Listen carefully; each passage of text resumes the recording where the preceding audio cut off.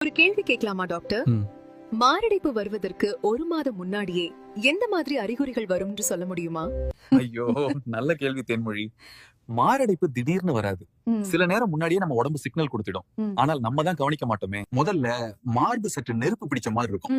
சிலர் சொல்வாங்க காரமான உணவை சாப்பிட்டத போல எரிச்சல் வருகிறதுன்னு. அது ஜீரண பிரச்சனைன்னு நினைப்பாங்க. இரண்டாவது சொட்டான் அடிக்கடி சோர்வாக இருப்பது போல் உணர்வார்கள். ஒரு சின்ன வேலை செய்தாலும் சீக்கிரமே சோர்வடைஞ்சு இதுக்கு மேல முடியாதுரா சாமின்னு சொல்லுவார்கள். மூன்றாவதா மூச்சு விட சிரமப்படுவது. படிக்கட்டுல ஏறினாதான் இல்ல, சில சமயம் படுக்கையில படுக்கும்போது அல்லது ஓய்வு எடுக்கும் போது கூட மூச்சு திணறல் வரும். நான்காவதுன்னா தோல் பகுதி, கையில, முதுகு பகுதின்னா அடிக்கடி வலி ஏற்பட்டு கொண்டே இருக்கும். நம்மளுங்க இது தெரியாம அந்த வலிக்கான மாத்திரையை மட்டும் வாங்கி சாப்பிடுவாங்க. ஐந்தாவது தூக்கம் இல்லாமை. இரவில் அடிக்கடி எழுந்து மூச்சு திணறல் அல்லது அசௌகரியங்கள் ஏற்படும். திரும்ப தூங்கலான்னு கண்ண மூடினா தூக்கமே வராது. ஆறாவது காரணம் வயிற்றுல எரிச்சல், நெஞ்செரிப்பு, கேஸ் பிரச்சனை மாதிரி இருக்கும். அத போல் அடிக்கடி குமட்டல் ஏற்படுவதும் மாரடைப்பின் சிக்னல் கூட ஆகலாம். ஏழாவதாக தலை சுற்றல்.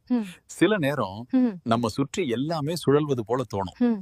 ஆனா அதை வெயில் அடிச்சதுன்னு நினைச்சு விட்டுடுவோம். எட்டாவது மன அழுத்தம், பயம். திடீர்னு காரணமே இல்லாம மனசு கலங்கி போயிருக்கும். ஏதோ நடக்க போகுதுன்னு ஒரு பயம் வரும். வேலை சரியா போயிட்டு இருந்தாலும் மனசு நிம்மதி இல்லாம இருக்கும். 9, இதுதான் கடைசி பாயிண்ட். சாதாரணமா வெயில்ல நடந்தா வியர்க்கலாம். ஆனா சிலர் ஏசி அறையிலே இருந்தாலும் திடீர்னு குளிர்ந்த வியர்வை விட்டுடுவாங்க. இந்த 9ஐயும் தாண்டி முக்கியமா 10வதா ஒண்ணு சொல்றேன். அதுதான் கவனக்குறைவு. இந்த மாதிரி எல்லா சிக்னல்களும் வந்து கையசிச்சாலும் மட்டும் நாம அதை கவனிக்காம போயிடுறோம். Super doctor. கடைசியா ஒரு கேள்வி. மாரடைப்பு வர்றதுக்கு முன்பாக இப்படி சின்ன சிக்னல்ஸ் வந்தா நம்ம என்ன பண்ணணும்? முதல்ல அருண், அதை புறக்கணிக்காதீங்க. ஜீரண பிரச்சனை, சோர்வு, ஸ்ட்ரெஸ்ன்னு சொல்லி தள்ளி விடாதீங்க. உடனே ஒரு ECG, cholesterol test, blood pressure check பண்ணிக்கோங்க. முக்கியமா மூச்சு திணறல், மார்பு வலி, வியர்வை நீடித்தா அப்ப மருந்து குடிக்க நிக்காம உடனே மருத்துவமனைக்கு போயிடுங்க. அப்ப உடனே டாக்டரை பார்த்தா நம்ம இதயம் காப்பாற்றப்படலாம்.